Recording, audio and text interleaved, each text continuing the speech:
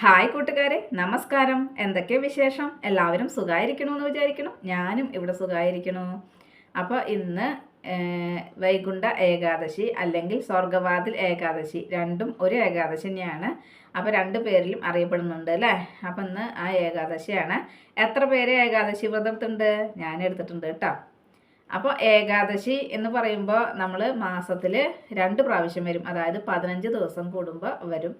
അപ്പോൾ ഒരു വർഷത്തിൽ 24 ഏകാദശി അല്ലെങ്കിൽ ചില വർഷങ്ങളിൽ 25 ഉണ്ടാവാറുണ്ട് കേട്ടോ. അപ്പോൾ അങ്ങനെ ഏകാദശിയും നമ്മുടെ ഹിന്ദു മത ആചാരപ്രകാരം എല്ലാ ഏകാദശി എന്ന് പറയുന്നതും വളരെ പ്രാധാന്യം ഉള്ള ഒന്നാണ്. അപ്പം അതിൽ നമ്മൾ പ്രത്യേകിച്ചും എടുക്കുന്നത് 3 ഏകാദശികളാണ്. നമ്മുടെ തൃപ്രയാർ ഏകാദശി, ഗുരുവായൂർ ഏകാദശി, അതുപോലെ തന്നെ നമ്മുടെ ഈ വൈകുണ്ഠ ഏകാദശി നമ്മുടെ ഇവിടെ നെല്ലുവായിലുണ്ട്. അതുപോലെ വിയ്യൂരിനടുത്ത് പെരിങ്ങാവ് എന്ന സ്ഥലത്തും ഈ ദിവസം വിപുലമായിട്ട് ആഘോഷിക്കുന്നുണ്ട് കേട്ടോ. അപ്പോൾ നമ്മുടെ ഇവിടെ നെല്ലുവായിൽ 33 ദൈവങ്ങളും ഒന്നു ചേരുന്ന ദിവസം എന്നാ പറയുക. അതായത് നെല്ലുവായി ധന്വന്തരി മൂർത്തിയാണ്. ഞാൻ നിങ്ങളുമായിട്ട് പങ്കുവച്ചിട്ടുണ്ട് നെല്ലുവായി ക്ഷേത്രം ആ പരിസരങ്ങളും ഒക്കെ കേട്ടോ. അപ്പോൾ നമുക്ക് എന്ത് അസുഖങ്ങളുണ്ടെങ്കിലും ആ നെല്ലുവായി ക്ഷേത്രത്തിൽ പോയിട്ട് പ്രാർത്ഥിച്ചിട്ട് അവർക്ക് സേവിക്കാൻ കിട്ടും. അതുപോലെ അട്ടയും കുഴമ്പും വെക്കുക എന്ന് പറയും. അത് നമ്മുടെ രോഗങ്ങൾ മാറ്റാനായിട്ടുള്ള വഴിപാടാണ്. അപ്പോൾ അത് അറിയാത്തവരുണ്ടെന്നുണ്ടെങ്കിൽ, നമുക്ക് അസുഖങ്ങളൊക്കെ ഉണ്ടെന്നുണ്ടെങ്കിൽ നമ്മൾ അങ്ങനെ വഴിപാട് വെച്ചാൽ മതി. അവിടെ നമ്മൾ ചെന്നിട്ട് ചീട്ടാക്കിയതിന് ശേഷം അട്ടയും കുഴമ്പും വെക്കണം എന്ന് പറഞ്ഞു കഴിഞ്ഞാൽ ചീട്ടാക്കിയിട്ട് നമ്മൾ അവിടെ അമ്പലത്തിൻ്റെ ഉള്ളിലേക്ക് കടന്നു കഴിഞ്ഞാൽ ആ പ്രതിഷ്ഠ, അതായത് വിഷ്ണു ഭഗവാൻ തന്നെയാണ്. വിഷ്ണു ഭഗവാന്റെ ഒരു കയ്യിൽ കുംഭം, നമുക്ക് ഒരു കയ്യിൽ കുംഭം അങ്ങനെയാണ് നിൽക്കുന്നത്. അതായത് അസുഖങ്ങളൊക്കെ മാറ്റാനുള്ള അതാണ്, ധന്വന്തരി മൂർത്തിയാണ്. അപ്പോൾ വിഷ്ണു ഭഗവാന്റെ നമ്മുടെ ഇടതുഭാഗത്ത്, നമ്മൾ അങ്ങോട്ട് തിരിഞ്ഞ് നിൽക്കുമ്പോൾ ഇടതുഭാഗത്ത്, വിഷ്ണു ഭഗവാന്റെ വലതുഭാഗത്താണ്, ധന്വന്തരി മൂർത്തിയുടെ വലതുഭാഗത്താണ് അട്ടയും കുഴമ്പും വെക്കാനുള്ള വഴിപാട് വെക്കാനുള്ള ഇതൊക്കെ ഇരിക്കുന്നത് കേട്ടോ. അതൊരു പാത്രം പോലെയാണ്. അത് നമുക്കിങ്ങനെ ചീട്ടാക്കി കഴിഞ്ഞാൽ നമുക്ക് ഉള്ളിൽ ചെന്നിട്ട് അത് കൊടുത്തു കഴിഞ്ഞാൽ നമുക്ക് നടക്കിൽ നമ്മൾ ഒഴിഞ്ഞു വെക്കുകയാണ് ചെയ്യുന്നത്, നമ്മുടെ സർവ്വ രോഗങ്ങളും മാറാനായിട്ട്.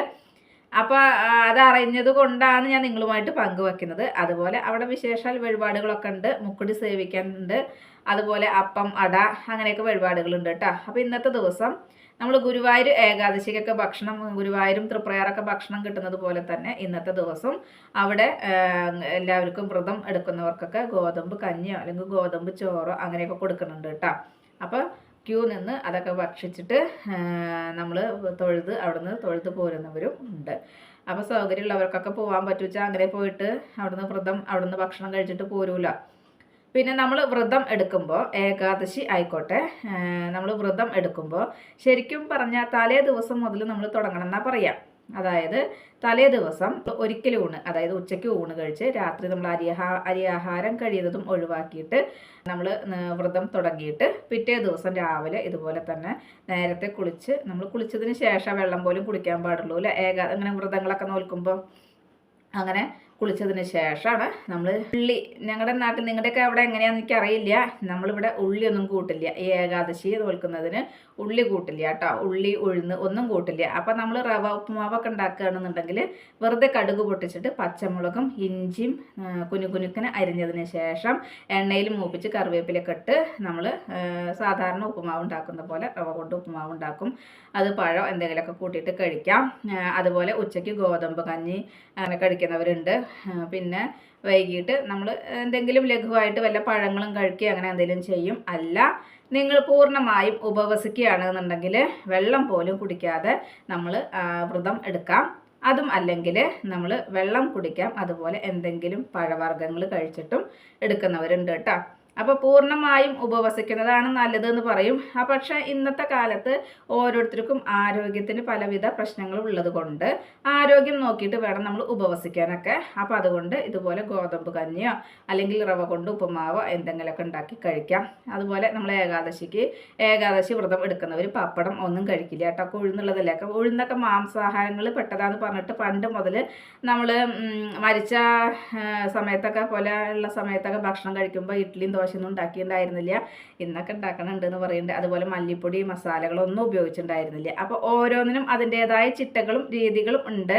ഇന്നിപ്പോൾ പണ്ടത്തെ രീതിയിൽ അല്ലെങ്കിൽ നമ്മൾ പണ്ട് ചെയ്ത പോലെയൊന്നും ഇന്ന് ചെയ്യുന്നില്ല. ശരിക്കും വ്രതമൊക്കെ എടുക്കുമ്പോൾ പണ്ട് പറയത്ര ശരിക്ക് നമ്മൾ ചാണകമൊക്കെ മെഴുകിയ തറയിൽ പായ വിരിച്ച് കിടക്കണം എന്നൊക്കെ. പിന്നീട് സിമെൻ്റ് ഇട്ട നിലങ്ങളായി, അതുപോലെ തന്നെ നമ്മൾക്ക് ടൈൽസുകളായി. എന്നാലും താഴെ കിടക്കാനായിട്ടൊന്നും ആരും ശ്രമിക്കില്ല. ഇന്നൊക്കെ ബെഡിൻ്റെ മുകളിൽ തന്നെയാണ് കിടക്കുന്നത്. എന്നാലും വ്രതങ്ങൾ എടുക്കുമ്പോൾ ഉപവാസം എടുക്കുന്ന സമയത്ത് ഈ രീതിയിൽ ചെയ്യാൻ സാധിക്കുന്നവർ അങ്ങനെ ചെയ്യുക. അല്ലാത്തവർ ഇതുപോലെ ഗോതമ്പിൻ്റെ എന്തെങ്കിലും ഭക്ഷണം കഴിച്ച് അല്ലെങ്കിൽ പഴവർഗ്ഗങ്ങളോ അല്ലെങ്കിൽ വെറുതെ വെള്ളം കുടിച്ചിട്ട് അതൊക്കെ അവനവൻ്റെ സൗകര്യം ആരോഗ്യം അനുസരിച്ച് നോക്കുക. അപ്പോൾ ഇതാണ് ഏകാദശിയെ കുറിച്ചിട്ട് പറയാനുള്ളത്. ഏകാദശി എന്ന് പറഞ്ഞ ഒരു ദേവിയുടെ പേരാന്നാണ് പറയുന്നത്. അപ്പോൾ ഏകാദശിയെക്കുറിച്ച് പല കഥകളും ഉണ്ട്. അപ്പോൾ അതിൽ കൂടുതലും നമുക്ക് വിവരങ്ങളൊന്നും അറിയില്ല. ഇങ്ങനെ കേട്ട് വളർന്ന കഥകളാണ്. അതിലത്തെ ഒരു ഓർമ്മ വെച്ച് ഞാൻ നിങ്ങളുമായിട്ട് പങ്കുവയ്ക്കണമെന്ന് മാത്രം. അപ്പോൾ ഏകാദശി എന്ന് പറഞ്ഞ ഒരു ദേവിയുടെ പേരാണ്. ഒരു ദേവിയുടെ പേരാണ്, അതിൽ നിന്നും ഉണ്ടായതാണ് ഈ ഏകാദശി വ്രതം കാര്യങ്ങളൊക്കെ എന്ന് പറയുന്ന ഒരു കഥ ഉണ്ട്. അതുപോലെ തന്നെ നമ്മൾ ധനുമാസത്തിലെ ഈ വെളുത്ത പക്ഷത്തിൽ വരുന്ന ഏകാദശി, അതാണ് സ്വർഗവാതിൽ ഏകാദശി അഥവാ വൈകുണ്ഠ ഏകാദശി എന്നറിയപ്പെടുന്നത്. ഈ ഏകാദശി നോറ്റിക്കഴിഞ്ഞാൽ നമ്മൾ മരിച്ചു കഴിഞ്ഞാൽ വിഷ്ണുപാദം പോകും എന്നാണ് പറയുന്നത്, അല്ലെങ്കിൽ സ്വർഗലോകത്തേക്ക് പോകുന്നൊക്കെയാണ് പറയുന്നത്. അങ്ങനെയൊക്കെയാണ് ഹിന്ദുമത ആചാരപ്രകാരം ഉള്ള വിശ്വാസങ്ങൾ അല്ലേ. അപ്പോൾ വിശ്വാസങ്ങളാണ് ഇതെല്ലാം. നമുക്ക് ഇതൊന്നും കൂടുതലായിട്ട് അറിയില്ല. എന്നാലും ആ വിശ്വാസങ്ങൾ പാലിക്കാനും ആ വിശ്വാസങ്ങളിലൂടെ നമ്മൾ കടന്നു പോകാനായിട്ടും കഴിയുന്നതും ശ്രമിക്കുന്നുണ്ട്. അപ്പോൾ അങ്ങനെയുള്ള നിങ്ങൾക്ക് എനിക്കറിയുന്ന എൻ്റെ ഈ അറിവ് നിങ്ങളുമായിട്ടൊന്ന് പങ്കുവയ്ക്കാമെന്ന് മാത്രം. അപ്പോൾ സ്വർഗവാതിൽ ഏകാദശി എന്ന് പറയുമ്പോൾ അത്രയും പ്രാധാന്യം എന്ന് പറഞ്ഞു. നമ്മുടെ കൃഷ്ണ ഭഗവാൻ തൻ്റെ സതീർത്ഥ്യനായ തൻ്റെ സന്തത സഹചാരിയായ കുചേലനെ അവിൽ കൊണ്ടുവന്നിട്ട് കുബേരനാക്കി എന്ന് പറഞ്ഞിട്ടൊരു കഥ നമ്മൾ കേട്ടിട്ടുണ്ട്. ആ ദിവസമാണ് ഇന്നെന്ന് പറയുന്നുണ്ട്. അതുപോലെ തന്നെ ഇന്നത്തെ ദിവസത്തിൻ്റെ പ്രത്യേകത വേറെ എന്താണെന്ന് വെച്ച് കഴിഞ്ഞാൽ അർജുനൻ കുരുക്ഷേത്ര യുദ്ധത്തിൽ വിഷാദനായിരിക്കുന്ന അർജുനന് ജീവിതത്തെക്കുറിച്ചും മരണത്തെക്കുറിച്ചുമുള്ള തത്വോപദേശം കൊടുത്ത ദിവസമാണ് ഇന്നത്തെ ദിവസം എന്നും പറയുന്നത്. അതൊരു ഏകാദശി നാളിലാണ്. അതും ധനുമാസത്തിലെ വെളുത്ത പക്ഷത്തിലെ ഏകാദശിയാണ് എന്ന് പറയുന്നു. അപ്പോൾ അതും ആ ദിവസം ഇന്നാണ് എന്നാണ് പറയപ്പെടുന്നത്. അതുപോലെ തന്നെ നമ്മുടെ മഹാഭാരതത്തിലെ ഗീതോപദേശം അർജുനന് ഭഗവാൻ കൃഷ്ണൻ പറഞ്ഞു കൊടുത്തതും ഈ ദിവസം തന്നെ പറയുന്നത് കേട്ടോ.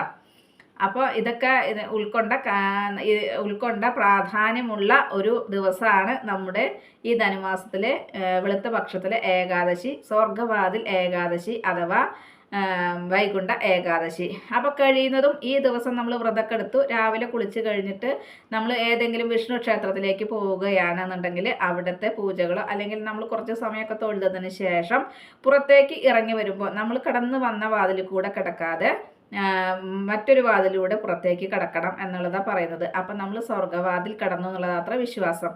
അപ്പം അങ്ങനെയും പറയുന്നുണ്ട് കേട്ടോ. അപ്പം അങ്ങനെ കഴിയുന്നവരൊക്കെ ഉണ്ടെന്നുണ്ടെങ്കിൽ ഈ വൈകിട്ടൊക്കെ പോകേണ്ടതുണ്ടെങ്കിൽ അങ്ങനെ പൊക്കോളുണ്ട് കേട്ടോ. അതായത് നമ്മൾ അമ്പലത്തിലേക്ക് കടക്കുന്ന വാതിൽ നമ്മൾ ഫ്രണ്ട്സ് ഉണ്ടാവുമല്ലോ, അങ്ങനെ കടക്കുന്ന ആ വാതിലിൽ നിന്നും തൊഴുതതിന് ശേഷം ഉള്ളിലേക്ക് കടന്ന് തൊഴുതതിന് ശേഷം വേറൊരു വാതിലിലൂടെ പുറത്തേക്ക് കടക്കണം എന്നാണ് പറയുന്നത്. അപ്പോൾ അത് നമ്മൾ സ്വർഗവാതിൽ കടന്നുള്ള ഒരു വിശ്വാസം, എല്ലാം വിശ്വാസം അല്ലേ. അപ്പോൾ അതും അങ്ങനെ പറയുന്നുണ്ട്. പിന്നെ അതുപോലെ തന്നെ ഇനി പറയാനുള്ളത് എന്താണെന്ന് വെച്ച് കഴിഞ്ഞാൽ, അതുപോലെ തന്നെ ഏകാദശി 2 തരത്തിലുണ്ട് കേട്ടോ. ഒന്ന് ശുക്ലപക്ഷ ഏകാദശിയും ഒന്ന് കൃഷ്ണപക്ഷ ഏകാദശിയും. അപ്പോൾ ശുക്ലപക്ഷ ഏകാദശിയാണ് പ്രാധാന്യം ഉള്ളത്.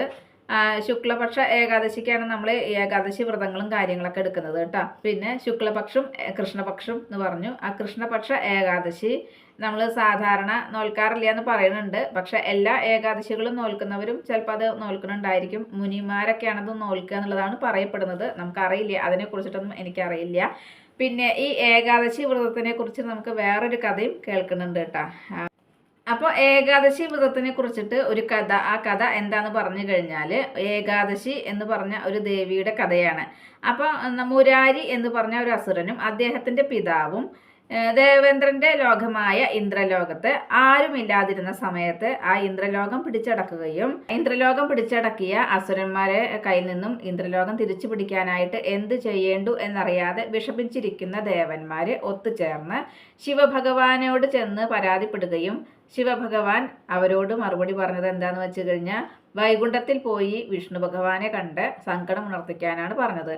അങ്ങനെ വൈകുണ്ഠത്തിൽ പോയിട്ട് വിഷ്ണു ഭഗവാനോട് സങ്കടം ഉണർത്തിച്ച സമയത്ത് വിഷ്ണു ഭഗവാനിൽ നിന്നും ഒരു സ്ത്രീ രൂപം, അതിസുന്ദരിയായ ഒരു സ്ത്രീ രൂപം, ശക്തിമതിയായ ഒരു സ്ത്രീ രൂപം, വളരെ ശക്തിയുള്ള ഒരു സ്ത്രീ രൂപം, ഒരു ദേവി രൂപം ഉത്ഭവിക്കുകയും ആ ദേവി നമ്മുടെ മുരാരി അസുരനോടും പിതാവിനോടും ചെന്ന് യുദ്ധം ചെയ്ത് ഇന്ദ്രലോകം തിരിച്ചു പിടിക്കുകയും ചെയ്തു.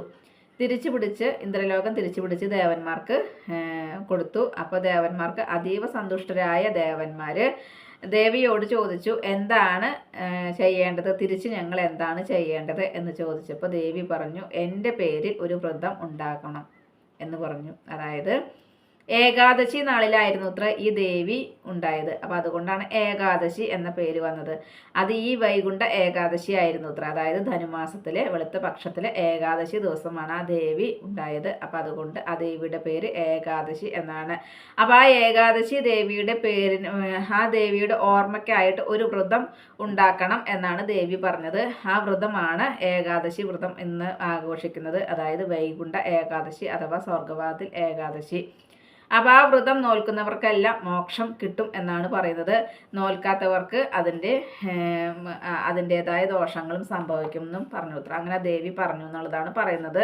അപ്പം നമ്മുടെ എന്തോ ആയിക്കോട്ടെ, ഐതിഹ്യം എന്തോ ആയിക്കോട്ടെ, നമ്മുടെ ഹിന്ദു മത ആചാരപ്രകാരം നമ്മളെല്ലാവരും ആചരിക്കുന്ന ഈ ദിവസം മാത്രമല്ല, ഏകാദശികളെല്ലാം നമുക്ക് പ്രാധാന്യമുള്ളതാണ്. അതുപോലെ തന്നെ തൃപ്രയാറും ഗുരുവായൂരും അതുപോലെ നമ്മുടെ ഈ വൈകുണ്ഠ അല്ലെങ്കിൽ സ്വർഗവാതിൽ ഏകാദശിയും. അപ്പോൾ ഈ ദിവസം നമ്മളെല്ലാവരും വ്രതെടുക്കാനായിട്ട് ശ്രമിക്കാറുണ്ട്, കഴിയുന്നതും ക്ഷേത്രങ്ങളിൽ പോകാനായിട്ടും ശ്രമിക്കാറുണ്ട്. അപ്പോൾ ഈ ദിവസത്തെ പ്രാധാന്യങ്ങൾ ഇതൊക്കെ തന്നെയാണെന്ന് പറയുന്നുണ്ട്. അപ്പം നമ്മുടെ സർവ്വ ദുഃഖങ്ങൾക്കും നമ്മുടെ സർവ്വ ദുരിതങ്ങൾക്കും മോക്ഷം ലഭിക്കാനായിട്ട് വളരെ നല്ലൊരു ദിവസമാണ് ഇന്നത്തെ ദിവസം നമ്മൾ വ്രതം നിൽക്കുന്നത് എന്നുള്ളതാണ് പറയപ്പെടുന്നത്. അപ്പോൾ നമ്മുടെ വിശ്വാസം അതെന്തോ ആയിക്കോട്ടെ, അത് പ്രകാരം നമുക്ക് ചെയ്യാൻ കഴിയുന്നവർക്ക് അത് ചെയ്യാനായിട്ട് സാധിക്കുമാറാകട്ടെ. നമുക്ക് എല്ലാവർക്കും ഇന്നത്തെ ദിവസം വ്രതമെടുത്ത് വിഷ്ണു ഭഗവാന്റെ പ്രാർത്ഥിക്കാം.